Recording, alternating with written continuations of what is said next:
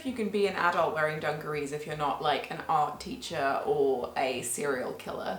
So, not sure which one of those I plan to be, only time will tell. I don't know about you, but my tween years were spent experimenting with eyeliner, watching every rom-com I could get my sweaty little hands on, and on a Twilight role-playing forum role-playing as Bella Swan's beautiful and very rebellious cousin Amber on her first ever visit to Forks. There are some incredible romantic comedies out there already. Clueless, Bridget Jones, Notting Hill, 10 Things I Hate About You. The late 90s and the early noughties really were a beautiful time to watch white people make terrible romantic decisions. I can't talk about romantic comedies without talking about the fact that they are intensely problematic. Misogynistic, ableist, racist, you name it, they've done it. But they were also a very formative part of growing up for pretty much everybody my age that I know. And lately I felt like the art of making them has kind of disappeared. It's been lost to the ages. I can only think of a handful of good romantic comedies made in the past 10 years. Enter Netflix. Netflix has started to make a lot of its own stuff, like films and TV shows, as it moves towards trying to be like a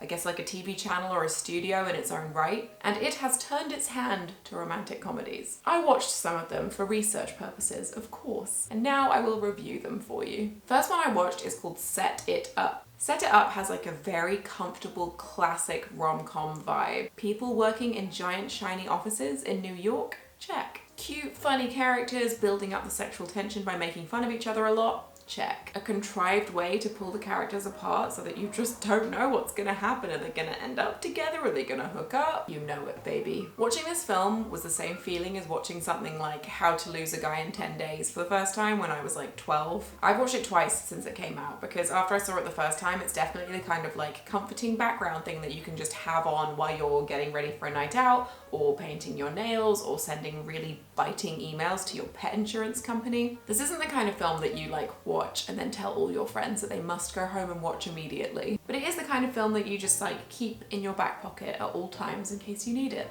Like a fake passport. Oh my god, and Pete Davidson's in it. Oh, bless him. Little lamb. Poor thing. Best of luck. The next film is Sierra Burgess is a Loser. Major spoiler warning for this one, which I really don't think you should watch unless you're gonna hate watch it. I have to give a big spoiler warning because I can't talk about it without going in depth about how fucked up it is. This is a film about someone displaying a terrifying lack of awareness and empathy, who catfishes an innocent, very nice and understanding dude, at one point assaults him by kissing him without his consent, pretends to be deaf to escape the web of her own lies, betrays and publicly humiliates her best friend, who is doing a huge favor for her, and somehow gets a happy ending. The premise is that an unpopular girl at school gets a text from someone and they start talking. She realizes that it's a cute guy, all fine and good. She then realizes that he thinks that she's a completely different girl. End of movie, right? No. She continues to pretend to be this other girl and she doesn't stop until she's found out. Everyone forgives her. She doesn't even say sorry. She gets to date the guy, still be friends with the girl she completely betrayed, get into her dream college, and it sucks. It sucks. It all sucks. The only redeeming parts are the cute friendship bits. The girl who plays her best friend is great, and Noah Centineo, I don't know how to say his name, I'm sorry. I even googled a video of him saying his own name,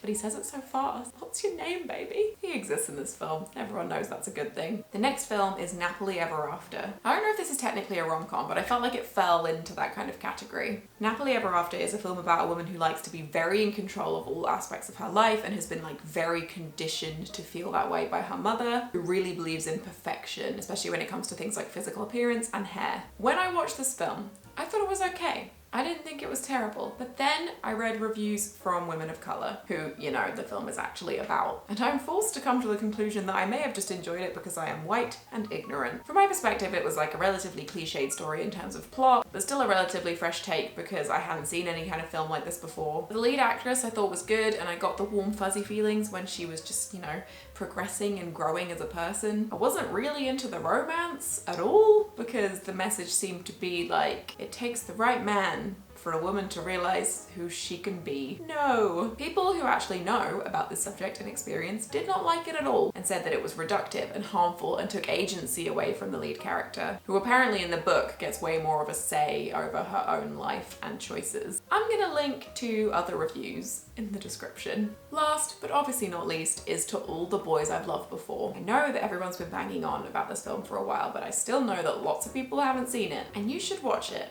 because it's great. The leads in it are great, the sets in it are great. It's not as much of a roller coaster as I was expecting when it comes to plot. I thought there would be a lot more complications than there actually were, but I think that's what makes it such a chill, soothing film. Everybody's hot, they all wear great clothes, they all seem insanely rich, so have very nice houses, and go on the most ridiculous school trip to a ski lodge that looks like it would be a Kardashian holiday home. I watched this for the first time on a plane. I am not very comfortable flying, but it was perfect because I found it so comforting, and I have watched it many times since. What was that? How many times?